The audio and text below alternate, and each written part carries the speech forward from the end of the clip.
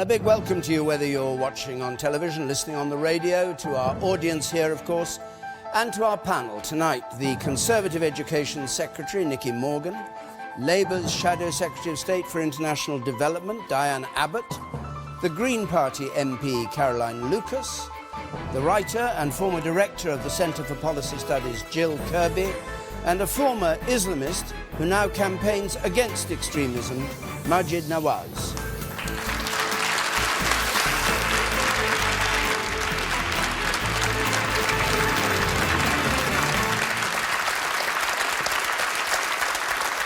Thank you. Thank you very much. And of course, as always, if you want to get involved in this debate, which you may well want to, you can text or tweet. Our hashtag is BBCQT. You can follow us at BBC Question Time. You can text comments to 83981. Press the red button to see what others are saying. Gregory Hayes has our first question. Was extending bombings to Syria the right or wrong decision? Do you know, I'm going to ask you what you think, and one or two members of the audience what they think before we come to the panel. What's your view? I think it was the right decision. I think it's just a shame that it took this long to get to that decision. Anybody else think it was the right decision? Yes, you in the front here. Oh, many hands up. Yes, sir. Yes, I would. Just say why. I would agree it was the right decision because if we're currently bombing ISIS in Iraq, it makes little sense to stop at the so-called border, which doesn't really exist anymore. OK, anybody else want to come in on this? The woman in yellow there, over there. Yes. How will we ever know if it was the right decision when there was clearly no referendum? OK, and anyone else? You, sir, in the front, in blue. In the end, you have to confront an evil like that. You can't leave it to grow like a cancer. OK, that's some view. What about the other view, that it was the wrong decision that was taken? We go to the woman there on the gangway. I just think that the money should have been better spent on educating our youngsters to not be radicalised by these people, and I just find that these young people, they're being groomed. If it's a young girl and a man, that's grooming, but these kids that are being taken over by religious fundamentalism don't get treated the same way. It is a problem. And the man here in the pink shirt, you, sir. I think more of an immediate threat is like people who are crossing the border when you've got an e-border database system which is falling down twice a week. Surely it makes more sense to fix that, replace that system, and then we can tackle the issues in Syria. And you were against it, the man at the very back there? Yeah, I think we need to be honest with ourselves here. This is part of a racist backlash after the attacks in Paris. Cameron's own Foreign Affairs Select Committee and figures such as the head of MI6 have said that this will have absolutely no effect. When Cameron stood at the dispatch box, he said that we had low collateral missiles. In reality, that means we hope not to kill that many civilians. Why are people in Syria collateral damage and people in Paris victims? OK. It's racist.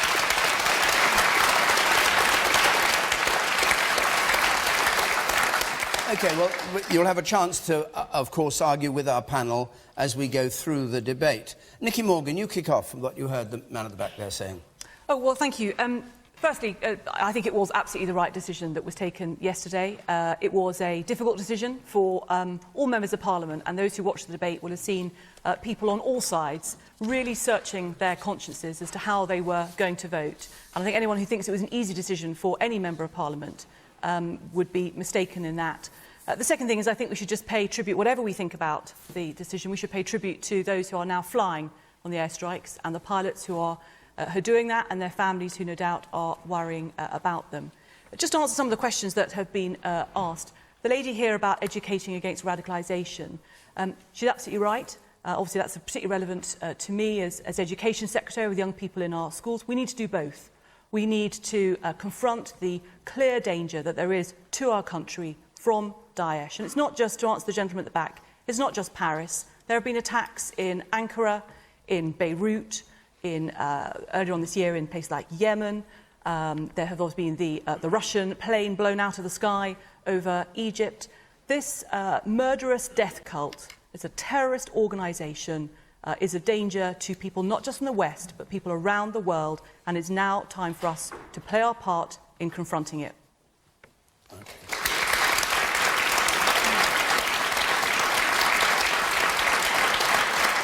Diane Abbott. Well, there are different views about this in my party.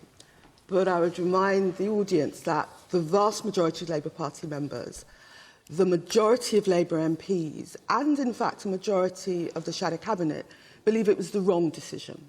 And the reason I say that is because I do understand, in the light of Paris, a lot of people naturally felt that something must be done.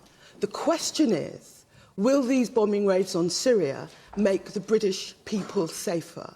First of all, as Nicky said, we should pay tribute to our armed forces who are putting their lives in harm's way. We should also think of the people of Syria who are waiting in trepidation for this bombing in cities like Raqqa. But we need to remember that if bombing was the answer, the US have been bombing Syria for over a year. And ISIS, the so-called Islamic State, is stronger than ever. They have captured cities like Palmyra, blown up all their monuments. They're stronger than ever despite their bombing. And that is because you cannot defeat ISIS dropping bombs from hundreds and thousands of feet. One of the things you need is ground troops. And whereas in Iraq, this is the difference between Iraq and Syria, in Iraq you had the Iraqi army, which is hundreds of thousands of trained people. In Syria, you've got Assad, and Nicky and the Tories are not saying what we're going to do about Assad in Syria. And so you've got Assad and you've got, yes, 70,000 people, but they're raggle-taggle jihadists. I believe that it's not a question. People are saying we've got to do something. Not a question of doing nothing. We need to talk to our so-called allies, like Saudi and the Gulf states, that are sending money and arms and trading in oil to support ISIS. We need to talk to Turkey, which is ostensibly a Western ally, but is allowing ISIS troops to go through its territory. We have the finest diplomatic service in the world. Why aren't we doing more with the big regional powers? And why aren't we doing more for what will actually be the biggest refugee crisis of the Second World War, the Syrian refugees? No one is saying do nothing, but these airstrikes are the wrong thing. And I tell you, I'll be here a year later, and this audience will know. We've already been warned it's a long war. It's a long war, and it's going to be a further downward spiral in the cycle of violence in the Middle East.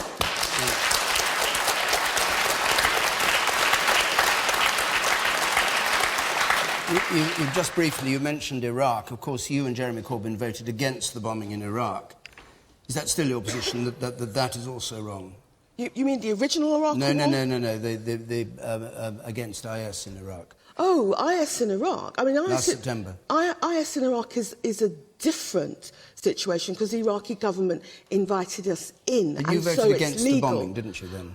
I think the answers to the turmoil we see in the Middle East is partly some of the work that Quilliam is doing, but partly we have to get the regional power to step up to the plate. The idea that bombing will solve it. And Jeremy Corbyn yesterday would not commit either to supporting airstrikes in Iraq, nor would he commit to continuing the air protection over the Kurds. Of course. You can say that in action. No, there is Nicky, no such thing as action. There is such thing in action. Nicky, it is not confronting both the present danger to the UK and sorting out the situation in Syria. Let me tell you, the question about the Kurds is quite... The question about the Kurds is quite different because you have brave Kurdish troops down there who are retaking ground from ISIS. Why wouldn't Jeremy Corbyn in intervention support the airstrikes? He was asked directly by a Member of Parliament in the House yesterday. Jeremy was being barracked by your Jeremy Corbyn is leader of the opposition. He was being barracked by your people who were deliberately trying to disrupt. He should be capable of debate. Don't barrack her, Nicky. Let me ask her, because I'm chairing this. Do you now think that it's right to be using British air power in Iraq against IS? It's legal. I asked you whether you think it's right. Well, I think its legality is quite important. I think it's legal. Well, it was legal back in September when you voted against it. And if it's part of a broader strategy, and we need to hear more from Nicky's government about the broader strategy, of course it's right. We had a lot. Of course it's right. If they're as part of a broader strategy. The notion that bombing can solve anything didn't work in the original Iraq war, didn't work in Afghanistan, and will not work in Syria. Maajid Nawaz. So I understand the trepidation and the hesitation both on the panel and nationally. Of course, I get it. I opposed the original Iraq war from my jail cell in Egypt, and I understand all of the concerns about invasions, and the collateral damage, which actually is death, because death is death, no matter what you call it. It hurts the people as equally. So I get that. I think there are a few principles we have to establish here and set out before this conversation. And one of them is this shouldn't be a left-right debate. Hollande in France, who asked for our support, is a socialist. The Kurds who are fighting ISIS inside Iraq and Syria are left-wing socialists and some of them communists. So I think it's important to recognise that there are different opinions on all sides of the spectrum here. And that's important because I think so that we don't end up polarising the conversation. I think it's also important to remember that some people say that our action in Iraq or Syria, our military action, will aid ISIS' narrative that this is somehow a war against Islam and Muslims. It can do. But let's remember one thing.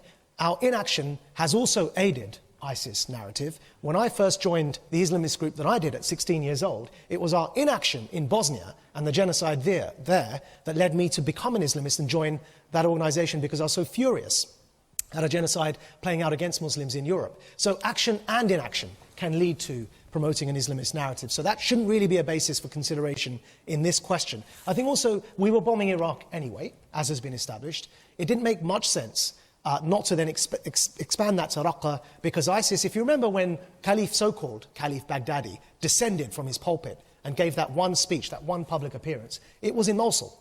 And he hasn't popped his head up since. And the reason he hasn't is because he's on the run since those bombings started. So where have they all run to? They've run to Raqqa.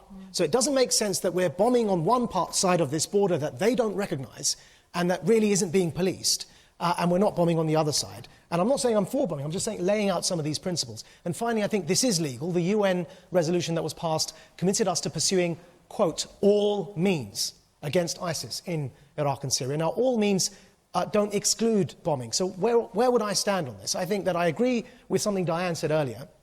It makes no sense to think we can shoot our way out of this problem. It makes no sense to think we can arrest our way or legislate our way out of this problem. And we certainly cannot torture our way out of this problem.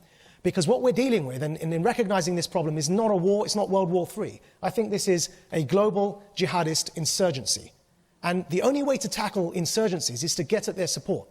And that means making sure we undermine the ideology that they're using to recruit people, the Islamist or theocratic ideology, as distinct from the religion of Islam. It's not the same thing.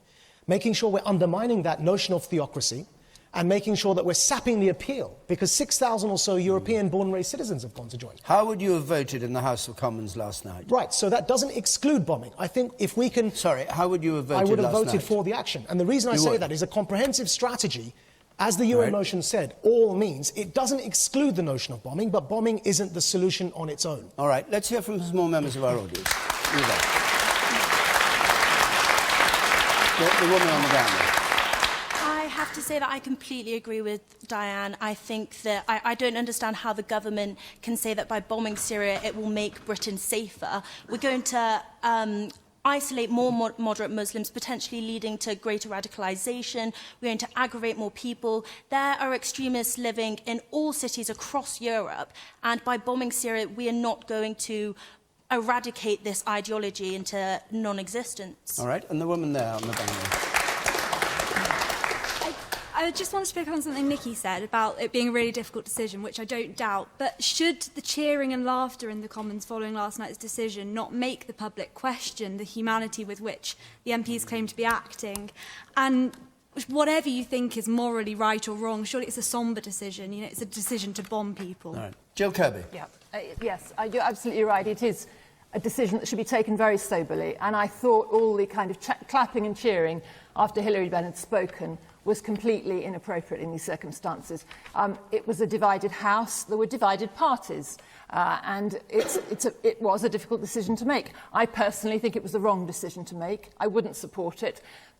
Mainly, I think, because I cannot see the way ahead. And I think too often we have become involved in foreign entanglements like this, not knowing what our exit strategy is, indeed not knowing what our next step is. And I've heard quite a lot of what I would term wishful thinking from the government, from the Defence Secretary and others, from the Foreign Secretary, suggesting that it's all going to be very nice, we're going to make life so difficult for ISIS in Syria, that they will stop attacking us here and elsewhere, that the fact that we don't support the Assad government out there is not going to be a problem because we're going to manage to support the rebels at the same time as attacking ISIS, whilst President Putin is arranging to bomb a lot of the rebels also attacking ISIS. There are so many different factions involved here. I can't see us negotiating our way through this and having a nice, clean, tidy settlement. I think David Cameron realises it's not going to be clean and tidy, but I want him to tell us why, in that case, we have committed to this when we're supposedly going to sit down with Putin and come to a nice agreement. He will keep Assad there for a while and then just move him aside. All right. It's not a plausible scenario. Therefore, we shouldn't be getting into it. Nicky Morgan, do you want to answer that? And I'll come to you. Do you want to answer her point directly? Well, I think some of the points made by the audience, but also by Jill, are the points that were debated in 10.5 hours in the House of Commons yesterday. And I think the point is there is no certainty about this or any of it, and that's why it was such a difficult decision for members of Parliament to make. But there is a comprehensive strategy. There is both the military strategy, there is also the political strategy. Does the military strategy involve putting troops on the ground in Syria? Not UK troops. That the motion made that very clear. Which troops? Well, the Joint Intelligence Committee have given us the advice about the 70,000 troops and the 20,000. Nicky, no one believes in those thinking. Hang on a second. But it's about military, it's also about political strategy, and Assad... Yeah, but you can't just skip over it and say that's the ground troops dealt with now, let's talk about the political strategy. Between Syria and Iraq. It has to be well, you're right, there is a big difference. There is a big difference because there are ground troops in Iraq and there are not the ground troops in Syria. And time and again, in the House of Commons yesterday, the Prime Minister was challenged about where were these mythical 70,000 forces, and they've become the kind of the bogus battalions, as the chair of the Defence Select Committee called them, the equivalent of the dodgy dossier. Because, in a sense, they are just in David Cameron's head. Even if they existed, the idea that they're going to be willing to give up fighting Assad, which is what their primary focus is, to helping us with fighting ISIL or Daesh, I think is, again, completely unsubstantiated. So I think that the vote yesterday was the wrong vote. I haven't seen anything that's persuaded me that if the UK joins the airstrikes over Syria, that we'll either be safer or will make the region safer. But crucially, Maajid said something I think very important. He said we need to undermine their ideology. Yes, we do. But do you know what? I think that by entering into bombing of ISIL, we are absolutely feeding their ideology. They feed on the idea that we are the kind of Crusader West having this attack, and they are the kind of defenders of true Islam. That is what they get their popularity from, and we are falling precisely into that trap by doing exactly that. And let me just say one thing, because as a result, 15,000, just one little fact, that a year ago, there are 15,000 recruits from 80 countries had gone to fight with ISIS. A year later, there's now 30,000 recruits from 100 countries. So our bombing is actually feeding their ideology. We are walking into their trap. It's the wrong thing to do. All right. I'd like to go back to the audience again, and I want to... I said at the beginning we've got different opinions here. You've heard opinions against the bombing from Jill and from Caroline. I'd like to hear from people who would have supported the bombing or still do support the bombing. You, sir, in the middle there. Just from those people for a moment. Yes, just let's hear your view. This Great Britain, historically, was built on British spirit to deal with evil around the world. This is the latest challenge to us. We've got to stand up and we've got to be counted on this. And it's only the fact that we're now in a reasonably peaceful stage that people in Parliament have got this kind of pacifying view to do nothing. It's only a luxury. You're going to lose it. We've got to stand up and be counted. OK. And I take another... were you also in favour of the action that Parliament voted on? You were. Can you say why? As negotiation, frankly, doesn't seem feasible with these terrorists. I'd be interested to know what the panel thinks we could do in replacement for the bombings, the airstrikes. Education alone of UK young people does not actually eliminate the imminent threats of terrorist attacks worldwide. Yeah. OK. Yes, Caroline, your Foreign Affairs spokesperson said that what ISIS feared was... most of all was peace talks. What did that mean? I don't know when they said that, but what I want to say is about the fact that when you're saying that there's some kind of pacifist mentality here. Maybe some people are driven by that, but I think we should look at the fact that people like John Barron, one of Nicky's backbenchers, spoke so passionately. He is on the Foreign Affairs Select Committee, a Tory. He's also a former military person himself. He served in Northern Ireland. He has come to the conclusion that this is not the best way of fighting this evil. Nobody disagrees with the idea that Daesh is absolutely barbaric and they are murderers. The issue is what is the best way to make sure we get rid of them. When you've got the Foreign Affairs Select Committee with a passionate report saying that they do not think the case has been made for military action. You've got the chair of the Defence Select Committee, another Conservative, again saying the case hasn't been made. And when we talk about, well, what do? We need to address the Syrian civil war first, because that is what is creating the chaos which allows ISIS to thrive. So we need to be redoubling our efforts at the Vienna peace talks. We need to... Let me just finish, and then you can come in. We need to redouble our efforts with those Vienna peace talks, and again listen to those experts who gave evidence to the Foreign Affairs Committee saying that precisely our involvement in bombing Syria is undermining the role Britain could be playing at those peace talks, because we were not at that point perceived to be allied with one side. Sorry, so I spend a great deal of my time consumed by this question generally, extremism and specifically with ISIS in Syria, and it's just factually incorrect. It is just wrong to say that the correlation of the rise of foreign fighters joining ISIS is caused by our bombing. And the reason it's factually wrong is if we go back to when and how ISIS was created and how it emerged, it filled the vacuum that the anti-Assad forces who were fighting against Assad, and I'm anti-Assad, it filled the vacuum that was there precisely because we didn't intervene. And they used the narrative, and I know this because I've been following it every single day for the last 8 years. They used the narrative that the West doesn't care about you Syrian Muslims, they have abandoned you, we're the only ones fighting for you, and to come and join. No, that's just true. That's just, you can't just assert that it's true. No, you're shaking your head. Hold on, let me finish. Let me finish, please.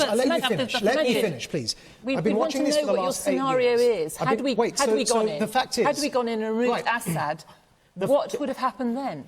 The fact is that I'm not saying they don't use our bombing and our actions to recruit people. I'm saying they use our actions and our inactions. That's what happens when you don't control the narrative. They have propaganda, they control the narrative. We haven't recognised this as an insurgency. We're saying things like World War III. If we recognise that there's a propaganda out there, we would seize that initiative. When we don't, they seize the initiative, whether we act or don't act. How would you seize the initiative? Well, in this instance, I think bombing is part of the armoury, not the solution. And what I would do is, look, for once, let's all of us recognise that there are heroes on the ground, champions, who have defeated ISIS time and again, wherever they've confronted them. They defeated them in northern Iraq, they defeated them in Kobani, and they defeated them in Sinjar recently, where ISIS enslaved the Yazidi women. Who are these champions? The Kurdish warriors. Now, there are political reasons why we can't say that, and that's because our allies in Turkey and our allies in the Iraqi government don't want the Kurds to have a state. If the Kurds got a state, it would be a torchlight, a beacon, the Middle East's only Muslim-majority, secular, democratic state in the entire region. And it would set a great example for everyone else. And they're defeating ISIS as we speak. OK. I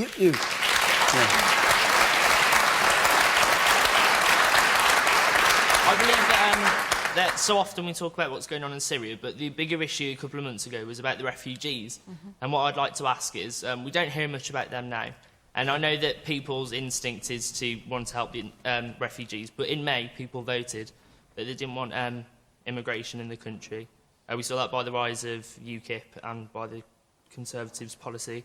So where do you stand on where the refugees are at the moment? All right, well, slightly different point, but Jill. Yes, well, I think it illustrates the problems when you seek to get involved and destabilise regimes without working out what will replace them. And I think this has been the problem throughout our recent foreign policy, because it's fine to get on the side of, if you like, the revolutionaries, if you like a particular faction who do seem to be more moderate, could be better news than a despotic government.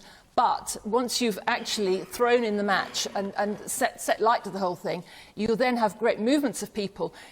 It's not like the days when the West could move in on an unstable country and say, OK, we'll take over here, we'll settle in, we'll run it like, part of the empire, and we will ensure that democracy takes charge and everybody has, it's a free country and we impose our laws and our Western standards and you live under that and everybody settles down and does as they're told. OK, that model, that went with the empire. But if we now move in and into situations where we really don't know what's going to replace the current regime, unpleasant unpleasant though that regime may be, we end up with shifting people across the world, risking their lives to come to Europe in search of shelter. And this is wrong. You know, we have to answer for some of this. It is, Nicky, because... What's wrong is the fact that you have a Syrian civil war in which 10.5 million people have been displaced from their homes. 4 million people have fled the country. 250,000 Muslims have been killed. I voted strongly for action in 2013. I'd like to know how Caroline voted in stopping the Syrian war. Imagine, I'd like to know, had we removed Assad, what would have been the result? Had we removed Assad? I have no brief for him, but had we removed him, who would have taken charge? Who would have taken charge? Barrel bombs on his citizens. Yes, but what was the alternative? Well, I'm sorry, Jill. I cannot believe I'm hearing this. The alternative has led to the situation that we now see, where we are facing a clear and present threat in this country and other countries. The security services said they have disrupted 7 plots in the last year. We've got 10 times the number of IS plots around the world. Nicky, we are past saying, should we get involved? We are involved. We have to join with the international coalition to deal with, as I said, this murderous death cult. I'm not clear, Jill, what your description is, but I'll come to you. I want to let Mr. Norman through. You, sir, on the front there. Nobody should be going into military action with clapping their hands with joy. But in the end, we have to learn something from history. All the despots, dictators this world has created have happened because somebody has let it. Absolutely. And didn't do anything But there are about it. different ways of stopping it than military ways. And if the advice we're getting is that the military way is not actually going to work, then let's do some of those things that Diane was saying. Let's, for example, be encouraging the Abadi government in Iraq to be reaching out to the neglected Sunni minority where ISIS is recruiting. Let's do exactly what Diane said. Saudi Arabia. Why are we still selling arms to Saudi Arabia, which are then getting used in places like Yemen, which is then destabilising that? ISIS is going there. Can you pick up, Diane, can you pick up this point? Because Hilary Benn yesterday said these people were fascists and the Labour Party has always fought fascism. Was he right to put it like that? No. No, I'm asking Diane. Whatever you think. He was right as far as it goes, but that was 50 years ago. This is the 21st century, and we're facing global, internet-based jihadism. It's not as simple. You could smash Raqqa to smithereens. You'd kill tens of thousands of people, but that still wouldn't lessen the threats on the streets of Birmingham or Paris or London. We are in the 21st century. We need a broad strategy. It is so wrong to encourage people to believe that a short, sharp bout of bombing will deal with the problems we face. And let me just say this. Let me just strike an uncharacteristically conciliatory note. This is not a left-right issue. Some of the best speeches against this bombing in the House yesterday were John Barron, a former army man, Julian Lewis, the chair of the Defence Select Committee, and their point was, and it speaks to people saying we've got to do something, that in military terms, what Cameron is suggesting makes no sense. There is no end game, and we could easily get dragged into sending troops into a land war in Syria. All right. You, madam, you were there. Yes, you. Yeah, well, the first thing I'd like to say is I take huge offence to being labelled as a terrorist sympathiser just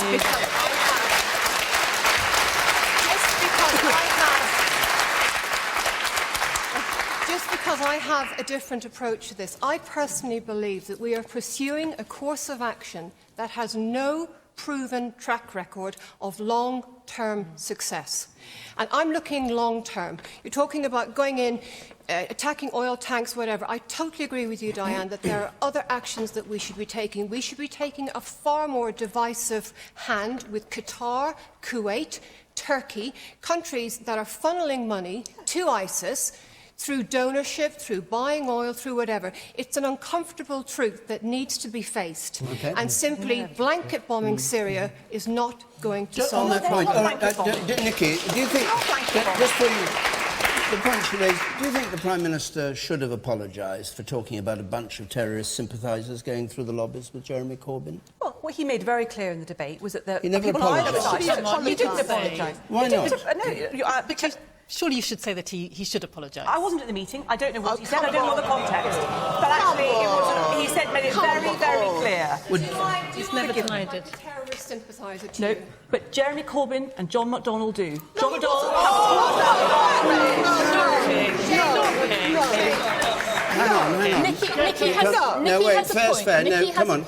Nicky has a point. I don't like being called a terrorist sympathiser, if that was the implication of what David Cameron said. However, Jeremy Corbyn and John McDonnell have...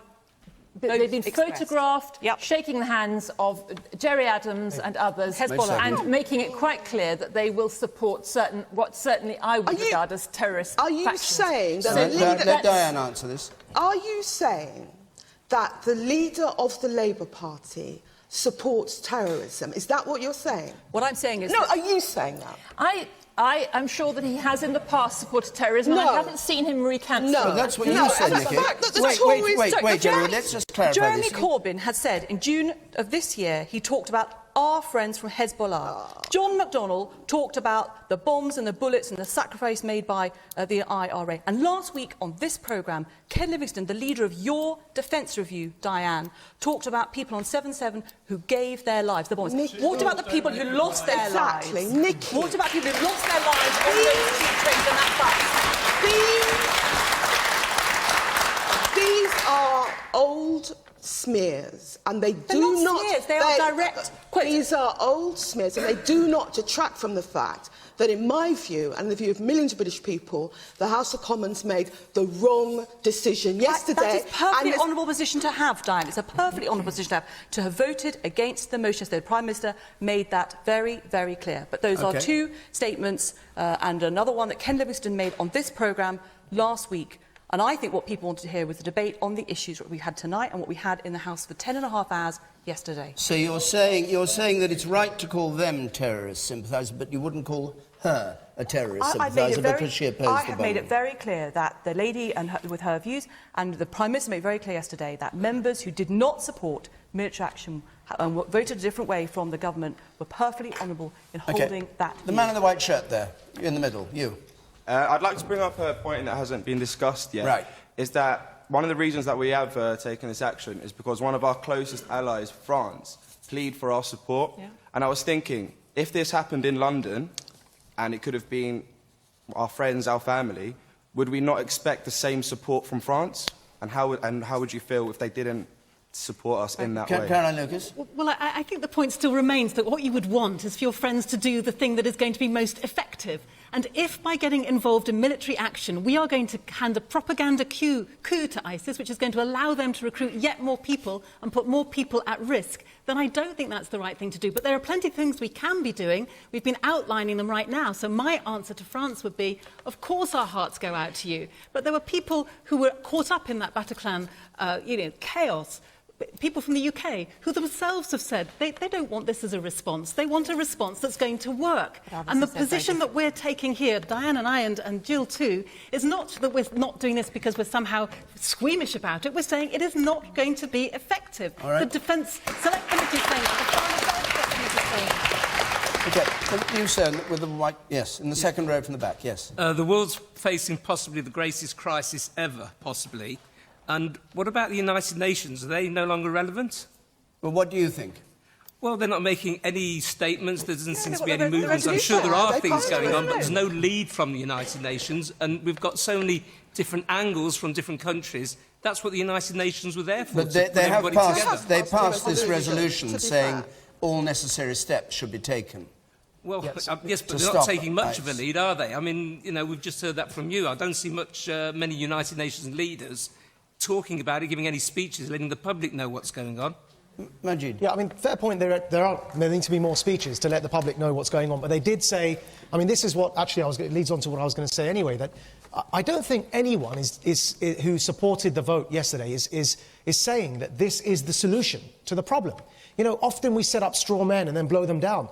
No one who supported the yes vote yesterday is suggesting that these strikes are going to rid us of this thing called ISIS. I think what they're suggesting is that it's adding to the options that we have. And yet still, people on this panel, including myself, and Diane said it earlier, is that we need an overall global strategy to deal with this. But actually, if you look at the allies that we're supporting, the UN has said all means necessary to deal with ISIS. The Iraqi government has requested our support in dealing with ISIS in airstrikes in Iraq. The Kurds have been pro-strikes. The rebels inside Syria who are anti-Assad have been pro-strikes. Even the illegitimate Assad regime has welcomed the UN vote to strike in Syria. Everyone wants this to happen. And if you speak to those on the ground, you say, what effect is it producing? If you speak to the rebels and the Kurds, who every day are fighting ISIS on the ground, they'll tell you what effect it's producing, because they've been able to kick out ISIS from Sinjar, from Raqqa, as a result of these airstrikes. It helps them actively on the ground. All right. It doesn't solve the problem, but it tactically helps them. I'm going to...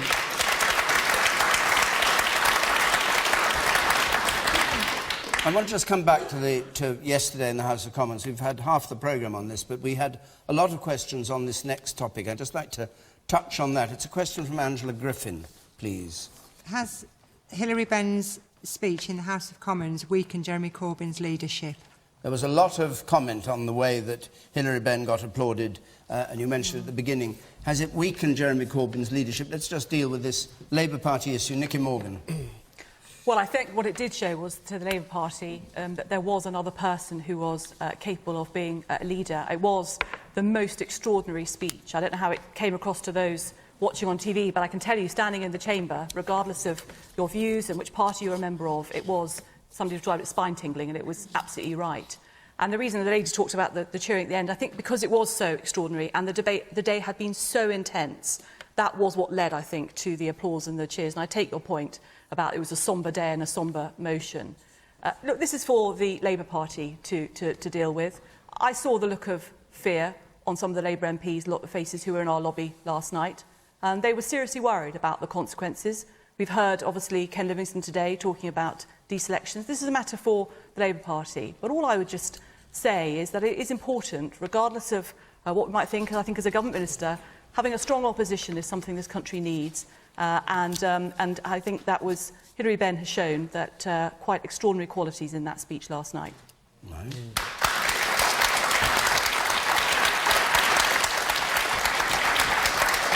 Diane Abbott, is Jeremy Corbyn's position weaker as a result? You know, let's just say Hilary Benn made a bravura speech. If you half shut your eyes, you could have thought it was Tony Benn speaking. It just happened he was wrong on the issue, but it was a great speech.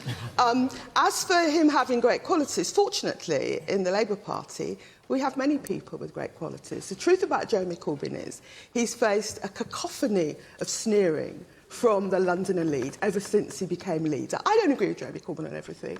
I've known him a long time. It's long been my view that Jeremy should invest in a decent suit, for instance.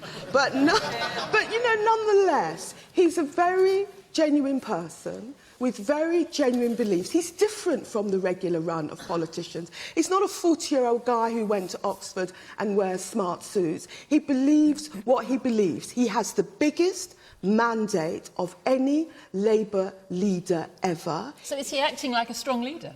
Well, you see, this idea of what constitutes a strong leader, Jill, what I'm saying to you is this. What I'm saying to you is this, that what Jeremy was saying about the airstrikes is supported by the overwhelming majority of Labour members, the majority of Labour MPs. I believe in less than 12 months the public will come round, because I think these airstrikes are very ill-fated, and Jeremy will surprise all of you despite the sneering. He stands for certain values which the British people value. This Tory party is going to hit very rocky waters. We've defeated them on tax credits, we've defeated them on police cuts, we've taken the right position on the airstrikes, and I believe that Jeremy Corbyn can lead the Labour Party to victory. All right. Can I put to you something you said just 3 or 4 days ago? A party of government has to have a position on a matter of peace and war. The problem about a free vote for Labour is it hands victory to Cameron. Is that what happened? And should he have stuck with a whipped vote and telling Labour, if you go against the vote, you're out of the shadow cabinet? You know, it's no secret. My view is we should have whipped the vote. The Tories whipped their vote. If they hadn't whipped their vote, there'd been many more people voting against. But is that you know, right? No. How do you know? How do you know? Because that's why you have a whip. No, because I mean, if you had voted against, if you had voted against, you would have lost your job. Anybody who voted against would lose their job. 100 or so people. Yeah, because I don't think there were people, at the end of the day, there was a small minority in the party, my party, who clearly didn't want to support the government last night, but I can tell you the absolutely overwhelming mood on our benches was one of supporting the Prime Minister. Yeah, Quite right. But you did have a whip vote. We did have a whip vote, and Yeah. but I think the result from my party would have been the same with that or not. Just on my whip vote, just this. I made no secret I wanted a whip vote because I felt it would have enabled us to run the government closer. But, you know, Jeremy is really concerned to bring people together. Yeah, but let me finish. Let me finish. She hasn't started. Exactly. Jill, not you, Jill. I'm trying to ask you a question. Yeah, what's the question? Why? Okay, you think he should have told his shadow cabinet to get in line or get out? No. Don't you? No. I mean, don't you think it was ridiculous that a man of conviction, which is what everybody tells us Jeremy Corbyn is, a man of conviction could not tell his party to fall in line behind him, and those who wouldn't should leave the shadow cabinet. Collective responsibility. Diane, he could have replaced Hilary Benn with you, because he'd have had someone to sum up at the end of the debate who agreed with him, and he would have been able to show that he believed in something. A different kind of politics. What? Go on. I know it sounds radical. A different kind of politics, shock horror. But you know Corbyn what? promised. Yes, and I think if we gave him a bit of a chance, he might just be able to deliver it as well. I think what he's talking about. What I think was a mistake, because actually I think that on issues of going to war, it is appropriate to have a free vote. You know, they had a free vote about fox hunting, for goodness sake. I think we should be having a free vote when it comes to something as serious as that, because MPs have to examine their conscience, but they also have to examine the evidence.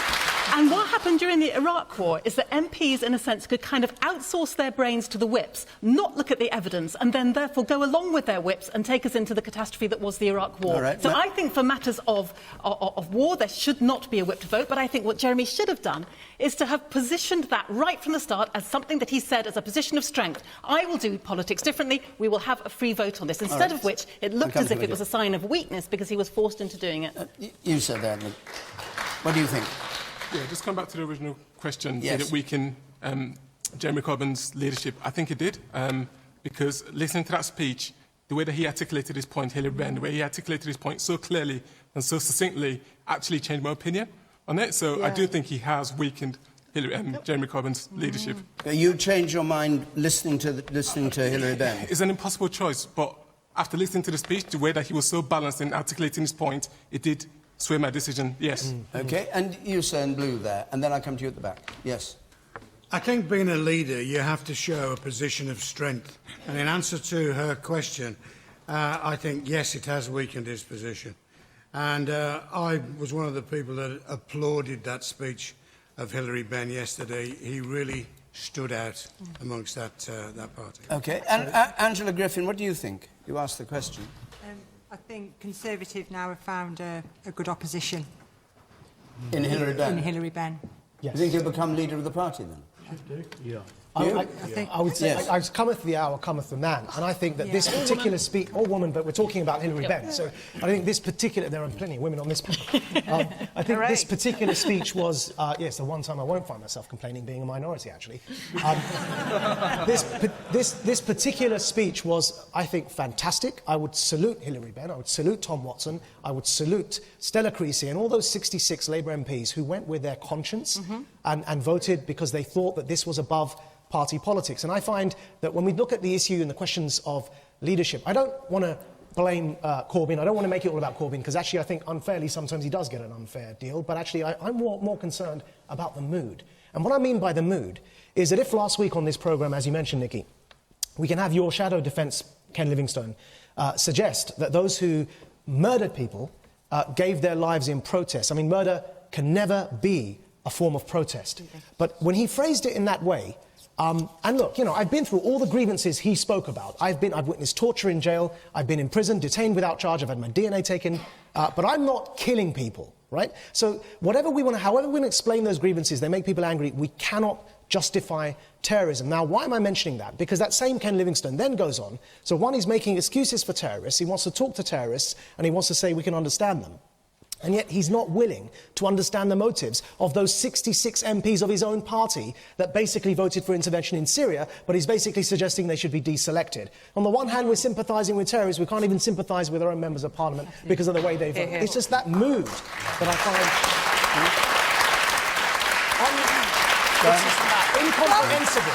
And I'm not making it about Jeremy Corbyn. You've got to admit, Diane, that what Ken Livingstone said last week with his remarks yesterday, you cannot justify that. Don't defend him, please. Whatever you do right now, whatever you say, do not defend Ken's remarks. Ken doesn't need me to defend him. Just on Caroline and whipping, I would just say very gently, Caroline can afford to take her position on whipping because there's only one person in her party. She is both the party leader, the whip, and the backbencher.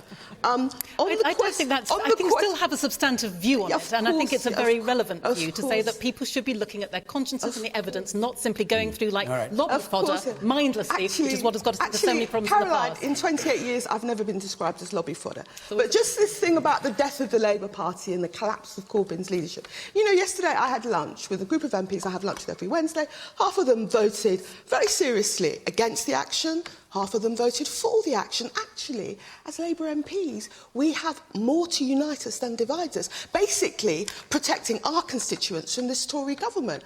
And, you know, all of this sneering at Jeremy and his leadership, Hillary made a brilliant speech in the moment, but I'm telling this audience that Jeremy Corbyn will be proved right about the Syria airstrike. Let's abandon Mr. Corbyn for a moment and get the man at the very back there. You in? Yeah, hi. Hi, Diane. I speak as a member of the Labour Party. I actually thought that Hillary's performance yesterday just showed how poor a leader Jeremy Corbyn was. I mean, his performance yesterday was very, very bad. I personally think that that there's a civil war going on within the Labour Party at the moment, and I think that the actions of Jeremy have not actually helped things. He's been very divisive, he's appointed very controversial people, and he's gone behind the back of his shadow cabinet and his MPs. And I personally think that we're talking about bombing a while ago in Syria. The Labour Party is bombing in the polls. I think what Jeremy should do is do the honourable thing, put his party before his ambitions, and resign as leader of the Labour Party. OK. And you here? 1 point, and then we'll go on to another subject. I'd probably say that, obviously, what Hillary said last night was quite astounding, and the Commons will obviously remember it, but how could you... Jeremy's got the biggest ever mandate of his party, and that's something that everybody across the whole political spectrum has got to respect and take into account. And if they don't, that is unfair politics right there for you. OK. Right, we've only got 10 minutes left, and I think we'll go on to another topic. Just to say, next week, Bath, the week after that, Slough, and the details are on the screen. We'll give them again at the end. Let's have this question from Dylan Gibbons, please. Dylan Gibbons.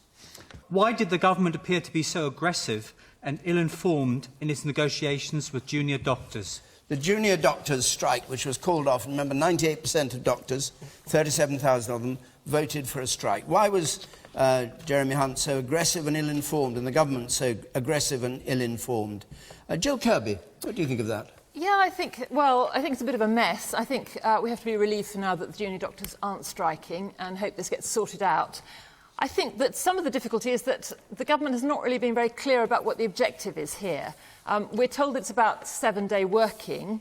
Now, 7-day working in the NHS and a 7-day service means different things to different people. I think we need to be confident that we can all see a GP when we desperately need to at a weekend, and we can be looked after in hospital at weekends. But hospital doctors are already working weekends. GPs aren't. Do we really want our GPs to be on duty in the surgery for routine appointments for 7 days a week? It's quite confusing as to, I'm confused at least, as to what the government really seeks to get out of this. I don't think most people do expect 7 days, every part of the NHS to be 7-day working, but what they do expect is that in hospital they will be properly cared for throughout the weekends. Now, entangled with this is the question of whether the junior doctors are being paid enough already or not enough, whether the restrictions on their working hours have led to them losing out in terms of their pay, their overtime and so on. What's your interpretation of it? I think that... I mean, their position is perfectly clear. They say it's phony that they're getting 11% pay increase. They're actually going to lose 30% of their salaries, according to their union. Yeah, well, I don't know what the truth of that is. I think a lot of them are pretty fed up, but also there are an awful lot of junior doctors who did not get involved in this action at all. What worries me more, really, in the long term, is whether we're going to be able to afford afford to pay our doctors enough to keep them in this country working in the NHS, and whether the NHS model is totally bust anyway. OK, you, sir, over there. You, doctor? I've worked in the health service for a long time, and I think one of the biggest problems is this misconception that there's still some fat and wastage in the NHS. There absolutely isn't.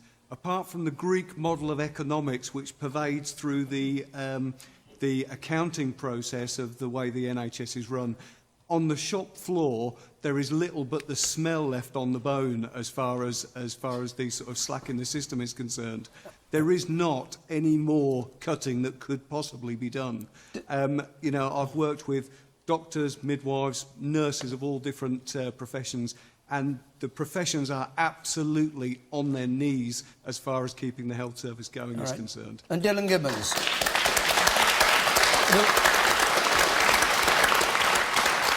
You asked a question. You also work in the NHS. I do, yes. As what? I'm an NHS manager. One of those? I'm afraid so.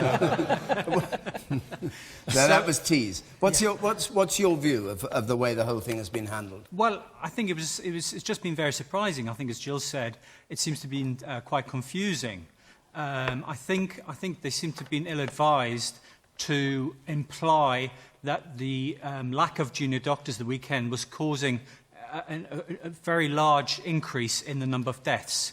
I don't think that is as clear-cut as it's laid out, although there are some issues that need to be addressed for the weekend. What did you think of the handling of it? I mean, you say it's aggressive and ill-informed? That's right, yes, it was surprising.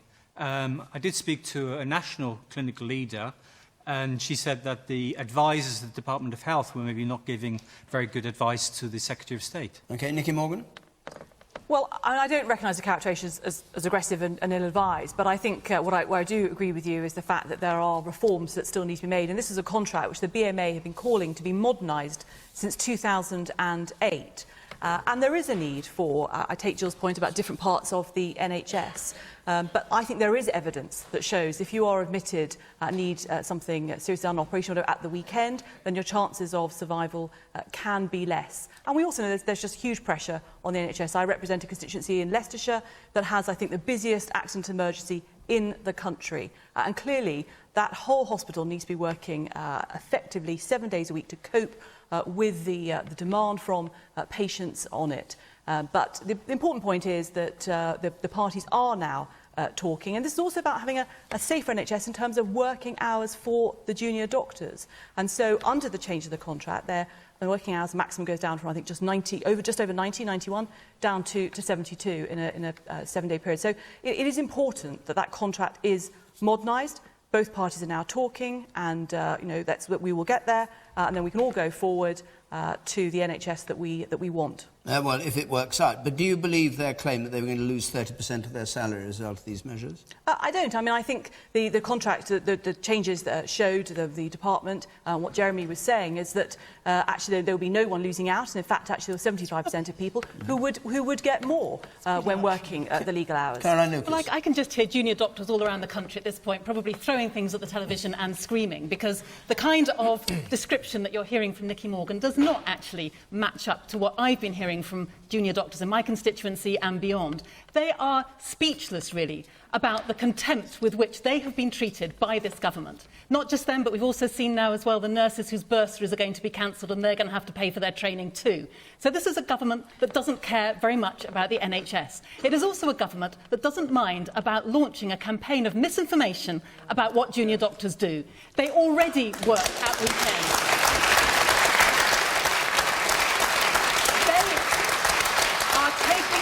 Or were willing to take the action, being forced to take the action that they were, because they care about their patients and they want their patients to be safe. And that's why they were focusing on this contract that, let's not forget, was being imposed upon them till the very last minute. At the very last minute, thank goodness, Jeremy Hunt blinked. But up until that point, he was trying to say that if you don't agree with me, I'm just going to impose this contract on you anyway. What kind of way is that to treat professionals who do not go into the NHS to make huge amounts of money? They go into it because they absolutely care about it. All right.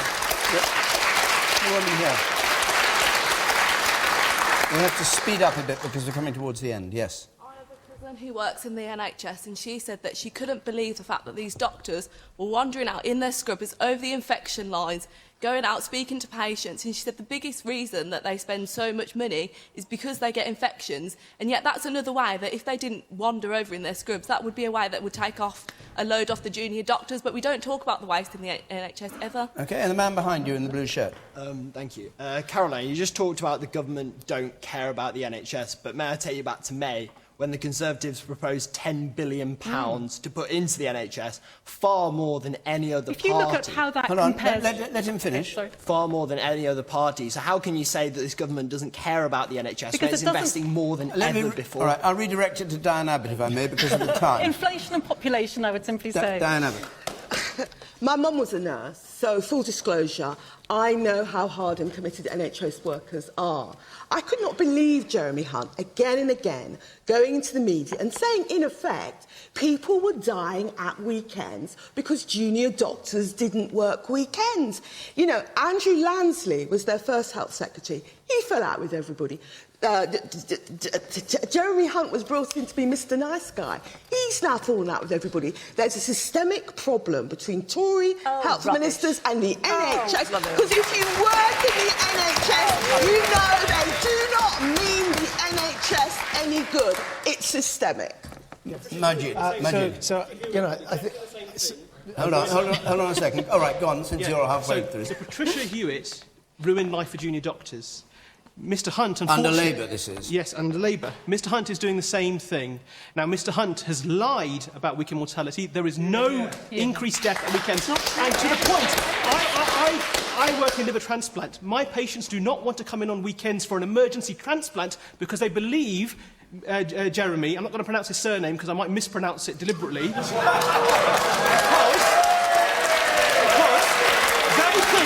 they think that by having a life-saving transplant operation, they will die, and that liver goes to someone else. Now, given his profound incompetence at this junior doctor's contract issue, as well as previous health secretaries, is it not time for a cross-party healthcare commission to save our NHS? All right. And Maajid. Very good. You